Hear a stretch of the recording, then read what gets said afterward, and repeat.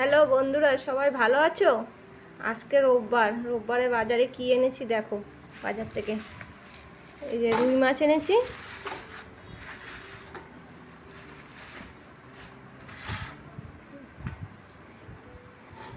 আর একটা জিনিস এনেছি,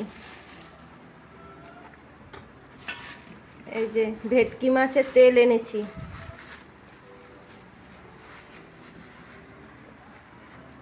এই দেখো ভেটকি মাছের তেল কাটা শুদ্ধ বিক্রি করছে, কাটা আমাদের খায় না, তাই আমি কাকিমাকে বললাম যে আমাকে একটু তেল দাও, তাই তেল দিয়েছে।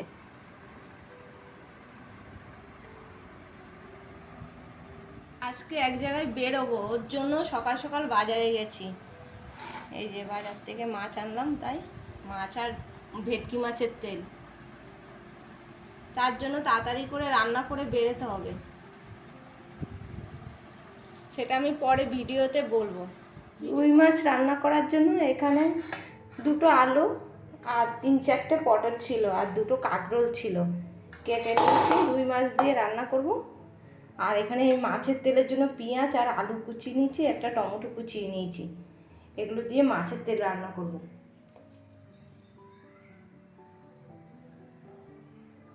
রুই মাছটা রান্না করার জন্য মাছগুলো নুন হলুদ মেখে নিয়েছি, কড়াইয়ে তেল দিয়ে দিয়েছি।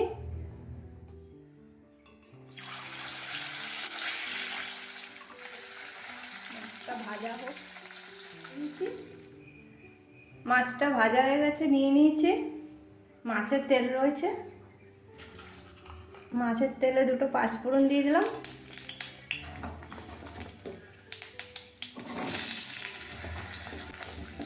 আলু পটলগুলো সব ভেজে নেব।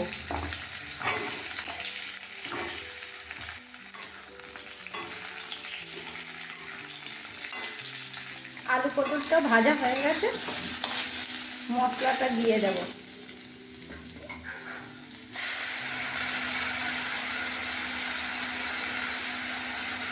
জিরের গুঁড়ো আর লঙ্কার গুঁড়ো দেবো।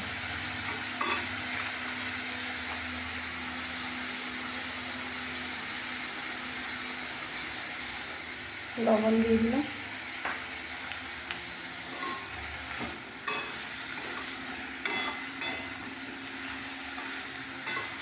মশলাগুলো 10 মিনিট কষাবো। মশলাটা কষানো হয়ে গেছে।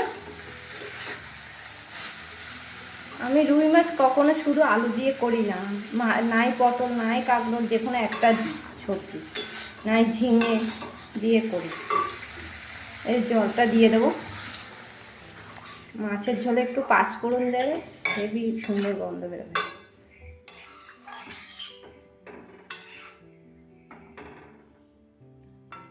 ঝোলটা ফুটুক 10 মিনিট, তারপরে মাছটা ফুটে গেছে, মাছটা দিয়ে দেব।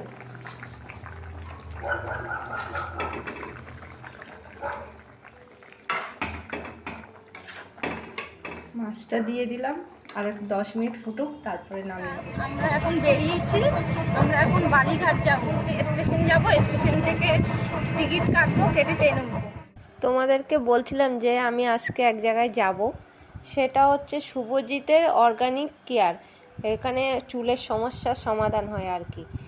আমার অনেক দিন ধরে চুল পড়ছে, তার জন্য ওখানে যাচ্ছি ফেসবুক দেখে। এখন আমরা দমদমে দাঁড়িয়ে আছি, ডানকুনি ট্রেন আসবে, ডানকুনি ট্রেনে উঠে বালিহল নামবো। ফেসবুকের থেকে নাম্বারটা নিয়ে ওদের সাথে যোগাযোগ করেছিলাম, ওরা যোগাযোগ করার পরে ওরা আমাদেরকে ঠিকানাটা বলেছিল, কিন্তু আমরা নেমে গেছি বালিঘাটে, নেমেছি।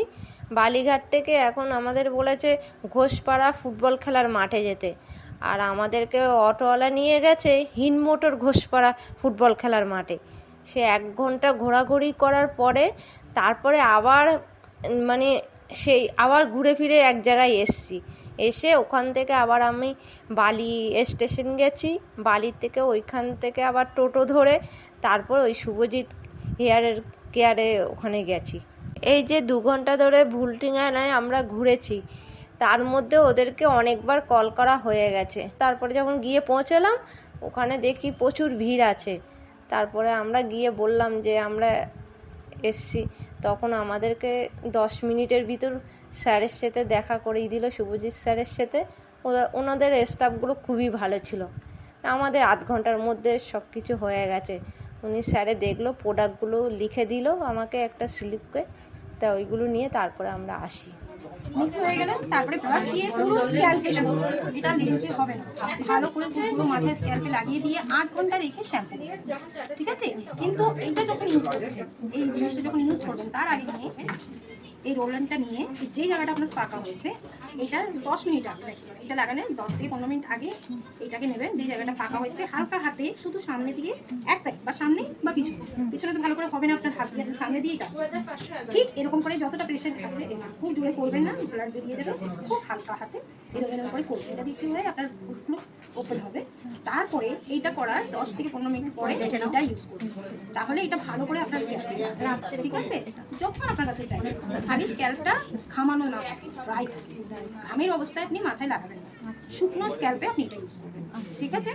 এটা হয়ে গেছে। বিটরুট পাউডারটা আপনি কী করবেন, সব মানে রোজ ব্রেকফাস্টের আগে 1 কাপ জল নেবেন আর 1 চামচ নিয়ে তুলে খেয়ে নেবেন ব্রেকফাস্টের আগে, ঠিক আছে? এটা হচ্ছে আপনার, যদি কিছু প্রবলেম হয় জিজ্ঞাসা করবেন, গরম জলে খাবো নর্মাল।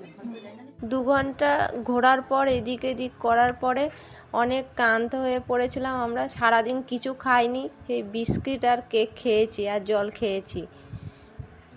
তাই আসার সময় আর কোনো ভিডিও করতে পারলাম না। তা কি কি প্রোডাক্ট এনেছি তোমাদেরকে পরের ভিডিওতে দেখাবো। ভিডিওটা তোমাদের কেমন লেগেছে জানিও।